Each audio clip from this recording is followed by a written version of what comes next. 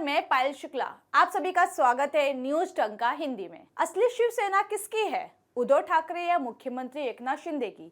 इसे लेकर चुनाव आयोग में विवाद चल रहा था। चुनाव आयोग ने आखिरकार शिवसेना के नाम और पार्टी के चुनाव चिन्ह धनुष बाण विवाद पर से पर्दा उठा दिया और इसके साथ ही महाराष्ट्र की राजनीति ने एक बार फिर से करवट ली और मुख्यमंत्री एकनाथ शिंदे को मिला शिवसेना का नाम और चिन्ह। चुनाव आयोग के इस फैसले के बाद सोशल मीडिया पर ज्यादा मात्रा में यूजर्स की प्रतिक्रियाएं भी सामने आ रही है। वहीं इस घटना को लेकर अभिनेत्री कंगना रनौत का बयान और ट्वीट भी खूब वायरल हो रहा है। वो लिखती है कि देवताओं के राजा इंद्र को भी बुरे व्यवहार के बाद उसकी सजा मिलती है। यह सिर्फ एक नेता है। जब वे मेरे घर में घुसे तब भी मुझे लगा कि उनके बुरे दिन शुरू हो चुके हैं। कंगना ने ट्वीट किया है कि एक महिला का अपमान करने वालों को भगवान सजा देता है। उनका यह ट्वीट काफी चर्चा में है।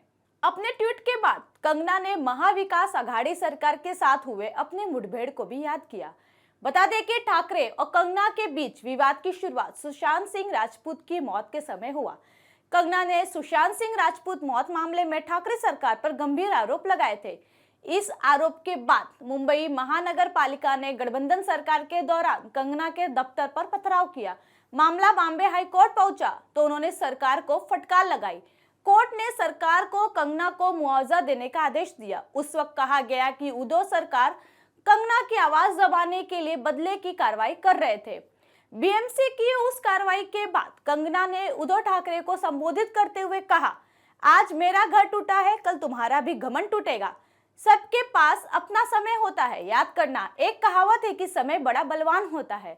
ऐसा ही बयान उन्होंने अब भी दिया है। आज उद्धव ठाकरे के पास कोई सरकार नहीं है, कोई मुख्यमंत्री नहीं है, कोई विधायक नहीं है, कोई पार्टी नहीं है और कोई चिन्ह भी नहीं है। कंगना को जो उम्मीद थी वही हुआ। कंगना की तरह नवनीत राणा को भी महाविकास आघाड़ी ने हनुमान चालीसा कहने के विवाद में जेल भेजा था। नवनीत राणा और रवि राणा ने उद्धव ठाकरे के आवास मातोश्री आवास के बाहर हनुमान चालीसा का पाठ करने का निर्णय लिया। बेशक वे मातोश्री के पास भी नहीं गए, लेकिन फिर भी उन्हें गिरफ्तार कर लिया गया। उन पर भड़काऊ बयान देने और दो समुदाय के बीच कलह पैदा करने और शांति भंग करने का आरोप लगाया गया और उन्हें 13 दिन जेल में बिताया। जेल से छूटने के बाद उन्होंने उद्धव ठाकरे को चुनौती दी, हिम्मत है तो जनता के बीच आकर चुनाव लड़ो। नवनीत राणा ने कहा था कि बिना पिता के नाम लिए, यानी बिना बाला साहेब ठाकरे का नाम लिए चुनाव लड़ो और जीतो। इतना ही नहीं, नवनीत राणा ने उस समय यह भी कहा था कि मैं महाराष्ट्र के किसी भी जिले में उद्धव ठाकरे के खिलाफ खड़ी होकर जीत कर दिखाऊंगी।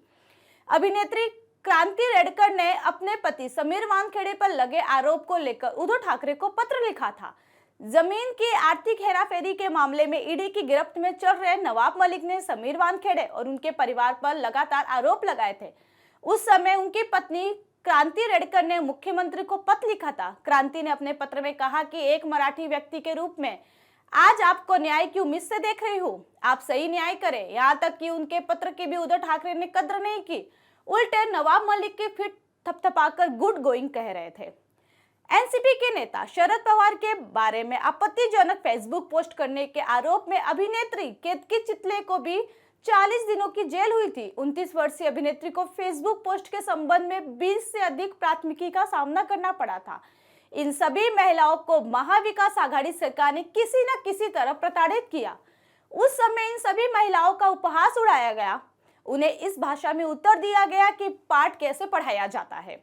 सोशल मीडिया पर उनका खूब मजाक उड़ाया गया। सामना, जो शिवसेना का मुखपत्र है, वहां कंगना के खिलाफ कार्रवाई की खबर को पहले पन्ने पर बड़ी हेडलाइन के साथ रखा गया था। तो आज उद्धव ठाकरे के धनुष्य बाण और शिवसेना का नामो निशान मिटने के बाद लोग कंगना, नवनीत राणा, केतकी चितले और क्रांति रेडकर का हाल याद दिला रहे हैं। लोग अब कह रहे हैं कि शायद इन महिलाओं को मिले अपमान से उद्धव ठाकरे आहत हुए हैं। उस समय इन महिलाओं ने विरोध किया था। उन्होंने ठाकरे सरकार के अहंकार की आलोचना की थी। मुख्यमंत्री एकनाथ शिंदे को शिवसेना और चिन्ह मिलने के बाद सोशल मीडिया पर इन महिलाओं की चर्चा जोरों शोरों से होने लगी है। आपको हमारी वीडियो कैसे लगी हमें कमेंट सेक्शन में जरूर बताएं। साथ ही हमारे चैनल को लाइक, सब्सक्राइब और शेयर करना न भूलें। फिलहाल के लिए इतना ही। जल्दी एक नई जानकारी के साथ पुनः उपस्थित होंगे। तब तक के लिए मुझे दीजिए इजाजत। धन्यवाद।